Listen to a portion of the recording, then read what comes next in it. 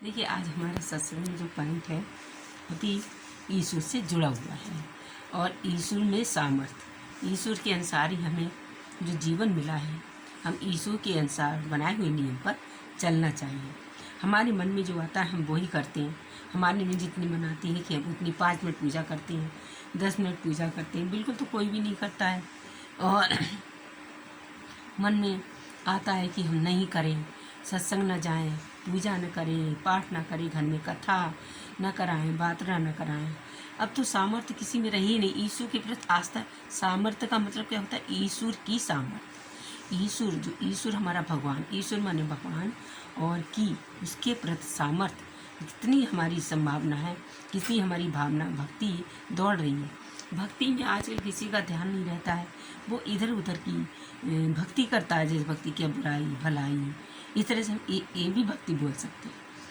तो हमें बुराई ना करके जीवन में जो अपने अंदर झांकने का, प्रयास करने का, यत्न करने का जो शक्ति दी है, उसको हम अपने अंदर झांकें, अंतर आत्मा से परमात्मा से मिलाने की शक्ति करें। उससे कोई नहीं जान सकता। जैसे वह मरना चाहता है तो कोई बच नहीं सकता। और जैसे रावण है, कंस है, हिरण्यकश्यप है, और उनके समान बलशाली नृप राजा मतलब कोई भी नहीं हुआ है, जिनका कोई भी उनका बाल बांका नहीं कर सकता था। लेकिन उन्हें ईश्वर ने मिट्टी में ही मिला दिया। क्यों? घमंड के अनुसार। उन्हें सामर्थ्य नहीं था भगवान में, अपनी शक्तियाँ उन्होंने छीड़ कर दी। भयभर सामर्थ्य, पराक्रम और अपना जो सारी वैभवता, शान, सहनशीलता उन्हें धरी रह गई। जब वो मरण हुआ, इन सब का हुआ नहीं, तो इसलिए हम जो है ईश्वर के प्रति आस्था चाहें, मर्यादा में रहकर, भगवान के प्रति आस्था में रहकर अपना थोड़ा काम करें। आदर्शवासी ईमान से और डंका बजाकर सच बोलेंगे हम तो 4 जने के सामने अपनी जिब्या से बोल सकेंगे, और अपनी जिब्या को सुख में आनंद व जीवन की संसार में क्षण भर नष्ट भी ना होने दें। सब वैभवों में, चाहत में आकर, सब सुखों में आकर अपने मन को जो है मत डालें। हमें संसार में दुख मिलते हैं, हमारे प्रारब्ध में दुख थे तभी तो हमें मिलते हैं। तुमने क्या कर दिया भगवान? ये भगवान ऐसा ना हो तो हम ये क्यों कहते हैं? कहना तो बहुत कठिन हो जाता है, और संभालना, सुधरना अपने मन को हम संभाल नहीं पाते हैं। मन को अगर हमने अपने संभाल लिया, बस में कर लिया, तो हमें बहुत ही शक्ति मिलती है और ईश्वर में आस्था, सामर्थ्य मिलती है। जैसे कहते हैं ना, पुल में बार बार होकर भविष्य समुद्र में जाकर मिल जाती है। इस तरह से कर्म के जो हमारे लेखा जोखा है, और यदि जीवन को मरना ही है तो सारी संपत्ति नष्ट करके सबको कष्ट देकर क्यों मरते हो?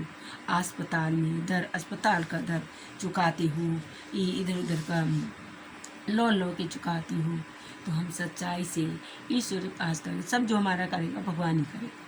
सब जो हमारा जो करे, गरीब है चाहे रईस है, तो वो जो है हमारी आस्था में भगवान के प्रति न करता है। भगवान जैसे दुकानदार है, चाय वाला है, जितना जितना कर्ज लेता है छड़े में चुकाना ही पड़ता है।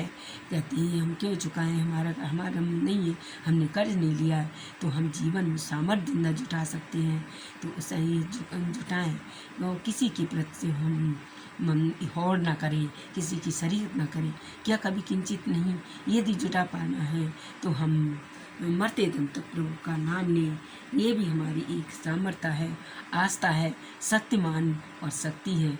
इसी प्रकार से जो हमें सामर्थ्य, सक्षम शक्ति रूप में ईश्वर में आस्था लेकर प्रभु का जो ध्यान करता है, निर्देशन का अपने जीवन का संचालित करता है, अपने जीवन को आस्था में डालता है। यही हमारी ईश्वर के प्रति आस्था है और सामर्थ्य है। इस प्रकार हम ईश्वर के प्रति सामर्थ्य में रहकर ईश्वर के नियम में ही पालन में अपना जीवन गुजारा करें। जो हमारे दुख सुख रोग है वो तो भगवान हरेंगे। ईश्वर पे आस्था रखें और सामर्थ्य में रहकर अपना विश्वास करें। नमस्कार।